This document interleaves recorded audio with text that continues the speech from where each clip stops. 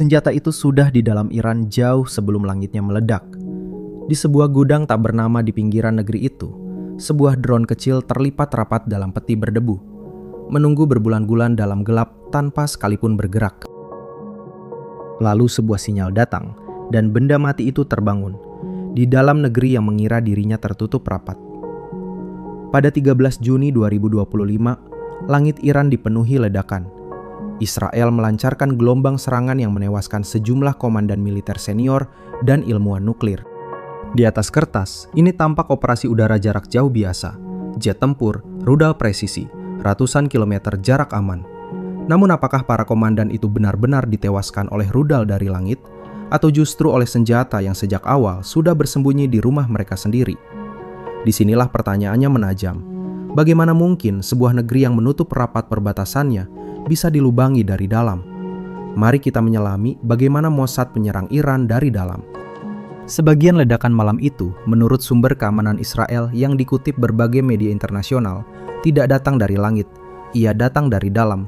Drone-drone kecil yang jauh-jauh hari sudah diselundupkan ke wilayah Iran, disimpan di rumah aman, lalu diaktifkan tepat ketika serangan dimulai. Sebuah negara yang seluruh perbatasannya diawasi, yang dinas keamanannya dikenal sebagai salah satu yang paling represif di dunia, ternyata sudah lama menyimpan senjata musuhnya di halaman sendiri. Pertanyaannya, bagaimana itu bisa terjadi? Apakah karena Mossad memiliki teknologi yang tak dimiliki siapapun, atau karena mereka menguasai sesuatu yang lebih tua dan lebih manusiawi ketimbang teknologi? Bersama Ruang Makro, mari kita telusuri lebih dalam susunan dinas rahasia yang bekerja dari dalam ini. Sebelum masuk ke cara kerjanya, ada satu hal yang perlu kita sepakati sejak awal. Menulis tentang dinas rahasia berarti menulis tentang lembaga yang seluruh pekerjaannya dirancang untuk tidak bisa diverifikasi. Sebagian besar yang kita tahu berasal dari 3 sumber yang semuanya tidak sempurna. Kebocoran yang disengaja oleh Israel sendiri, investigasi jurnalistik yang mengandalkan sumber anonim, dan buku-buku mantan orang dalam yang keasliannya seringkali dibantah negaranya. Karena itu, banyak hal di bawah ini berstatus dilaporkan dan diduga, bukan dipastikan. Dan pada titik itulah, sebagian kekuatan lembaga semacam ini bersemayam pada zona abu-abu antara yang terbukti dan yang dipercaya. Untuk memahami mengapa Mossad tumbuh menjadi lembaga dengan watak seperti itu, kita perlu kembali ke awal berdirinya, dan dari sinilah cerita akan kita mulai. Israel berdiri pada tahun 1948 di tengah wilayah yang mayoritas negaranya menolak keberadaannya. Tanpa kedalaman geografis untuk mundur, dengan penduduk yang sebagian besarnya baru saja selamat dari genosida di Eropa. Pada 13 Desember 1949, sebuah badan koordinasi intelijen dibentuk, dan pada 1 April 1951 dilembagakan sebagai Hamossad Lemodiin Ule Tafkidim Meyucadim, lembaga intelijen dan operasi khusus. Pendiri arsitekturnya, Reuven Shiloah, merumuskan sesuatu yang sederhana namun menentukan. Negara yang tak punya kedalaman wilayah untuk mundur harus menggantinya dengan kedalaman informasi. Namun bagaimana doktrin itu menjelma menjadi drone yang menunggu bertahun-tahun di gudang berdebu? Itulah yang perlu kita telusuri berikutnya. Operasi yang benar-benar membangun reputasi global lembaga ini datang pada 11 Mei 1960 di distrik San Fernando, wilayah Buenos Aires. Di sana, seorang pekerja pabrik bernama Ricardo Clement menjalani hidup yang sepenuhnya biasa. Nama itu palsu. Ia sebenarnya Adolf Eichmann, perwira SS yang mengorganisasi logistik pengangkutan jutaan orang Yahudi ke kem-kem pembantaian. Selama bertahun-tahun, ia hidup dengan tenang, tak terjangkau, dilindungi oleh jarak dan kedaulatan negara lain. Tim intelijen mengintainya berminggu-minggu, mencocokkan kebiasaan hariannya, lalu menculiknya di dekat rumah, menyembunyikannya di sebuah rumah aman, yaitu lokasi rahasia untuk menyembunyikan orang atau operasi, sebelum menerbangkannya ke Israel dengan menyamarkannya sebagai awak pesawat yang sedang sakit. Ia diadili secara terbuka di Yerusalem, dan persidangannya menjadi salah satu momen paling menentukan dalam sejarah ingatan Holocaust dunia. Namun operasi ini menetapkan 2 hal yang akan berulang selama 6 dekade berikutnya. Pertama, bahwa kedaulatan negara lain bukanlah penghalang yang mutlak. Kedua, bahwa keberhasilan semacam ini menciptakan aura, reputasi bahwa lembaga ini bisa menjangkau siapa saja, di mana saja. Dan aura itu, sebagaimana akan kita lihat, adalah senjata sekaligus jebakan. Lalu bagaimana lembaga ini sesungguhnya bekerja? Menurut penjelasan yang beredar luas di literatur intelijen, ia tidak beroperasi sebagai satu blok besar, melainkan sebagai beberapa lapisan yang saling menopang. Petugas pengumpul intelijen manusia, jaringan pendukung sipil, divisi teknologi, dan unit operasi khusus. Mari kita bedah, sebab pada susunan inilah jawaban atas pertanyaan pembuka kita berada. Lapisan pertama, dan yang paling menentukan, sama sekali bukan teknologi. Ia adalah manusia. Petugas lapangan yang membangun jaringan manusia ini disebut Katsa. Dan angka yang paling mengejutkan ternyata angka yang kecil. Berbagai perkiraan menyebut jumlah petugas lapangan yang benar-benar dikerahkan ke luar negeri pada satu waktu hanya berkisar puluhan orang. Angka yang bila benar sama sekali tak sebanding dengan reputasi globalnya. Tugas mereka bukan menyerang, melainkan mencari orang. Pola kerja Human Intelligence atau HUMINT yaitu intelijen yang dikumpulkan lewat sumber manusia, agen dan informan, bukan lewat teknologi, dimanapun serupa. Mengidentifikasi mereka yang punya akses ke tempat atau informasi penting. Pegawai birokrasi, petugas logistik, teknisi, personel perbatasan, lalu didekati lewat titik lemah yang manusiawi, kesulitan keuangan, kekecewaan ideologis, ambisi yang tak terpenuhi, atau rahasia pribadi. Jurnalis Ronen Bergman dalam bukunya Rise and Kill First menegaskan, keunggulan lembaga ini bertumpu pada penanaman sumber manusia jauh sebelum teknologi apapun. Sebagian yang direkrut bahkan tak pernah tahu untuk siapa mereka bekerja, sebab rekrutnya menyamar sebagai pengusaha atau perwakilan negara lain. Dari sinilah pergeseran cara pandang itu bermula. Sebuah negara tidak ditembus lewat pagar perbatasannya, melainkan lewat orang-orang yang setiap hari melewatinya secara sah. Contoh paling terkenal dari kekuatan lapisan manusia ini adalah Eli Cohen. Pada awal 1960-an, ia masuk ke Suriah dengan identitas Kamel Amin Tabet, seorang pengusaha kaya keturunan Suriah yang pulang dari Argentina. Di Damaskus, ia menggelar jamuan-jamuan mewah, berteman dengan perwira dan politisi, dan naik begitu dekat ke lingkaran kekuasaan, hingga menurut berbagai catatan, ia pernah diajak meninjau posisi-posisi pertahanan Suriah di dataran tinggi Golan. Cohen tertangkap pada Januari 1965 setelah pemancar radionya terdeteksi dan dieksekusi di depan umum di Damaskus pada Mei tahun yang sama. Namun di sini kita perlu berhati-hati, sebab kisahnya adalah contoh sempurna bagaimana operasi intelijen berubah menjadi legenda.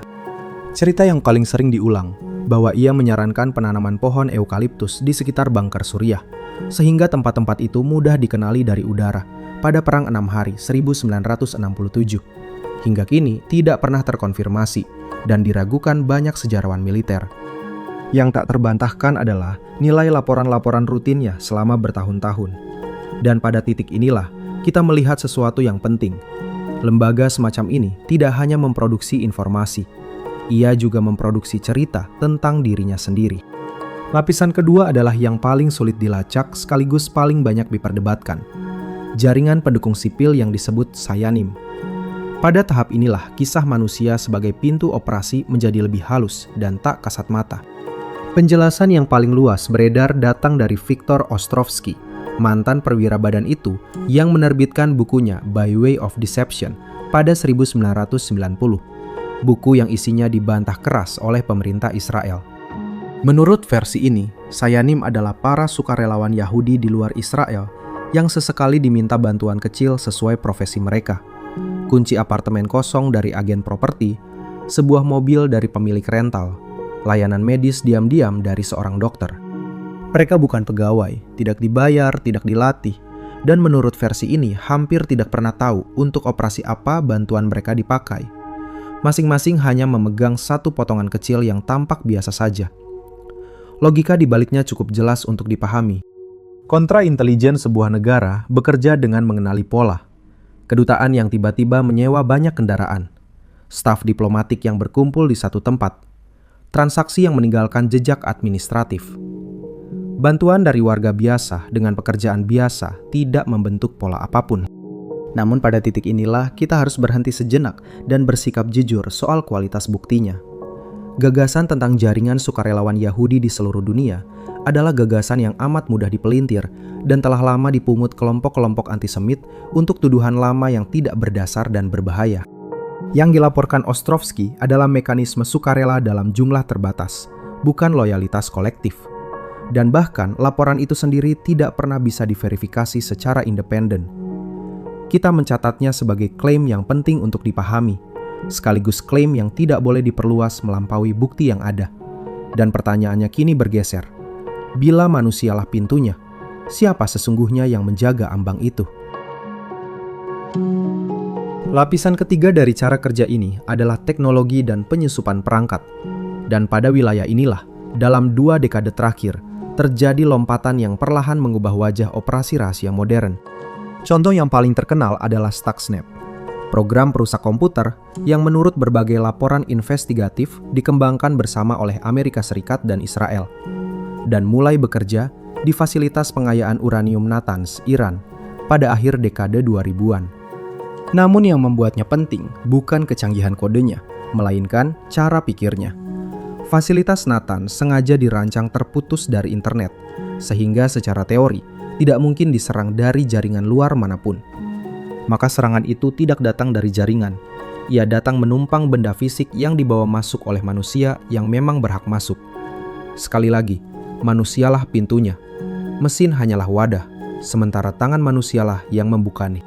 Setelah berada di dalam, program itu perlahan mengganggu kerja mesin-mesin sentrifugal hingga rusak, sambil menampilkan data normal ke layar pemantauan, sehingga para operator tidak menyadari apapun selama berbulan-bulan. Perkiraan yang paling sering dikutip menyebut sekitar 1.000 sentrifugal hancur. Tidak ada satu rudal pun ditembakkan, dan selama beberapa waktu, tidak ada satu pihak pun yang benar-benar tahu apa yang sedang terjadi. Pola serupa dalam rupa yang jauh lebih meresahkan muncul kembali pada September 2024, ketika ribuan pagar dan radio genggam milik anggota Hizbullah meledak nyaris bersamaan di berbagai wilayah Lebanon. Serangan itu menewaskan puluhan orang dan melukai ribuan lainnya, termasuk warga sipil yang kebetulan berada di dekatnya. Investigasi berbagai media menyimpulkan perangkat itu telah dimanipulasi bertahun-tahun sebelum diledakkan. Bukan diretas, ia disusupi jauh di hulu, pada tahap produksi dan perdagangannya, lewat rantai perusahaan perantara. Dalam bahasa intelijen, inilah yang disebut sleeper asset, aset tidur. Perlengkapan yang ditanam lama sebelum diaktifkan tepat saat operasi dimulai.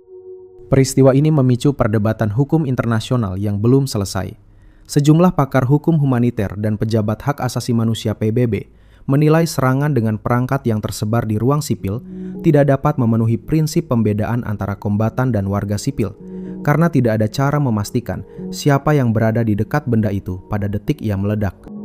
Namun ada sudut lain. Bagi pihak yang membelanya, target militer yang berlindung di tengah penduduk sipil menghapus garis yang jelas, sebuah dilema yang sampai hari ini tak dituntaskan oleh hukum perang manapun. Dan bagi kita yang menonton dari kejauhan, implikasinya jauh melampaui itu. Bila sebuah benda sehari-hari bisa disiapkan menjadi senjata pada tahap produksinya, maka kepercayaan kita pada rantai pasok global yang selama ini kita anggap sekedar urusan ekonomi, diam-diam telah berubah menjadi urusan keamanan. Namun semua kecanggihan ini, semua benda yang menjelma senjata, masih menyisakan satu pertanyaan tua yang belum terjawab. Sebab di balik setiap perangkat yang disusupi, selalu ada tangan yang membawanya masuk. Dan untuk memahami tangan itu, kita perlu turun ke lapisan yang paling banyak difilmkan, namun paling sedikit diketahui. Namun kampanye yang membangun reputasi Maha Tahu ini juga melahirkan salah satu kegagalan paling memalukan dalam sejarah lembaga tersebut. Dan dari kegagalan itulah, kita malah bisa melihat wajah aslinya di seberang mitos. Pada Juli 1973, di kota kecil Lillehammer, Norwegia, sebuah tim salah mengidentifikasi target dan menembak mati Ahmed Bociki, seorang pelayan restoran asal Maroko yang tidak ada hubungannya dengan organisasi manapun, di depan istrinya yang sedang hamil. Beberapa anggota tim ditangkap polisi Norwegia dan diadili. Puluhan tahun kemudian, Israel membayar kompensasi kepada keluarga korban tanpa pernah mengakui tanggung jawabnya.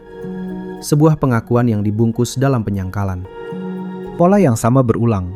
Pada 1997 di Aman, upaya meracuni tokoh Hamas Khaled Mashal gagal dan para pelakunya tertangkap, memicu krisis diplomatik dengan Yordania yang baru mereda setelah Israel menyerahkan penawar racunnya.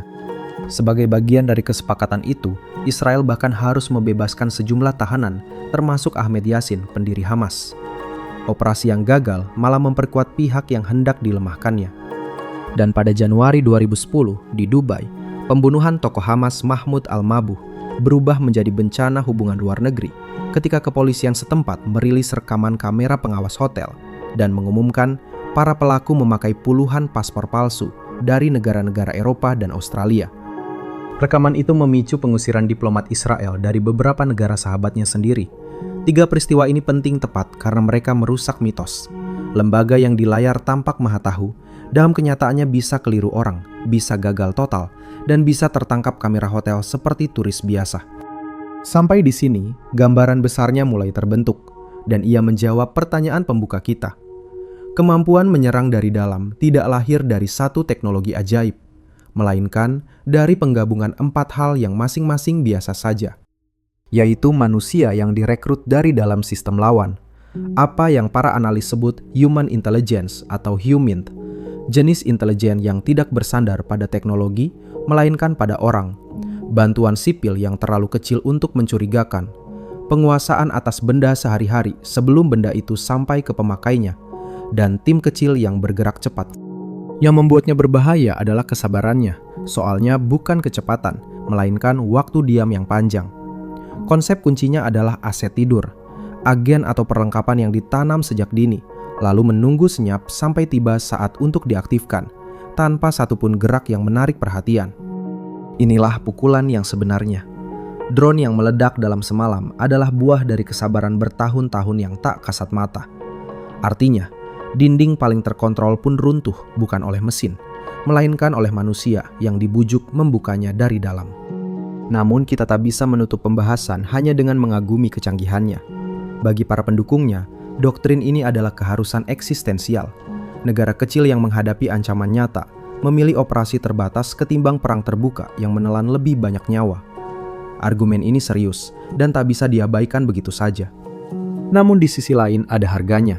Operasi semacam ini secara sistematis melanggar kedaulatan negara lain dan berjalan di luar proses hukum apapun, tanpa pengadilan, tanpa pembelaan, tanpa banding bagi orang yang keliru dijadikan sasaran, seperti pelayan restoran di Lillehammer. Dan pertanyaan apakah rangkaian ini benar-benar meredam ancaman atau malah memperpanjangnya tetap menjadi perdebatan terbuka, bahkan di kalangan analis keamanan Israel sendiri. Namun ada satu keberatan yang lebih mendasar, dan ia datang bukan dari kritikus, melainkan dari kenyataan itu sendiri. Sebab sejauh apapun kita mengagumi operasi yang spektakuler, ada satu tanggal yang menolak dilupakan. Pada 7 Oktober 2023, serangan besar Hamas ke wilayah Israel Selatan menewaskan sekitar 1.200 orang dan menyandra ratusan lainnya. Sebuah kejutan total bagi norma yang seluruh doktrin keamanannya dibangun di atas keyakinan bahwa mereka akan selalu tahu lebih dulu. Kegagalan itu diakui secara terbuka oleh para pejabat keamanan Israel sendiri dan memicu serangkaian penyelidikan serta pengunduran diri. Peristiwa itu memperlihatkan sesuatu yang mudah terlupakan ketika kita larut dalam kisah operasi-operasi hebat. Keunggulan dalam menyerang tidak otomatis berarti keunggulan dalam memahami. Sebuah lembaga bisa sangat mahir menembus wilayah lawan yang berada ribuan kilometer jauhnya, dan pada saat yang sama, gagal membaca niat lawan yang berdiri tepat di seberang pagarnya sendiri. Pada titik inilah, mitos lembaga maha tahu bertemu batasnya yang paling jujur. Maka kita kembali ke titik awal, kembali ke drone-drone yang diam-diam tersimpan di suatu tempat di Iran selama berbulan-bulan sebelum malam di bulan Juni 2025 itu. Persis pola sleeper aset yang tadi kita bicarakan. Perlengkapan yang menunggu lama dalam senyap sampai perintahnya datang. Jika ada satu benang merah dari seluruh susunan yang kita bedah hari ini, benang itu bukanlah kecanggihan, melainkan kesabaran yang menyamar sebagai hal biasa. Pola yang sama berulang di setiap lapisan, dari katsa, sentrifugal, hingga pagar, dan berlangsung bertahun-tahun sebelum satu pun senjata diaktifkan. Dan barangkali disitulah pelajaran yang paling mengganggu, jauh melampaui konflik Timur Tengah. Sistem keamanan modern dirancang untuk mendeteksi hal-hal yang tampak luar biasa. Kendaraan mencurigakan, orang asing, benda ganjil. Ia nyaris buta terhadap hal-hal yang tampak wajar. Langit Iran yang dipenuhi ledakan di awal video, kini kita pahami ulang sebagai bayangan dari sesuatu yang lama tertanam diam-diam di dalam. Maka pertanyaannya bukan lagi bagaimana sebuah dinding bisa ditembus, melainkan bila senjata paling efektif hari ini adalah benda yang tampak paling biasa, apalagi yang masih kita anggap wajar hanya karena kita sudah terbiasa melihatnya setiap hari.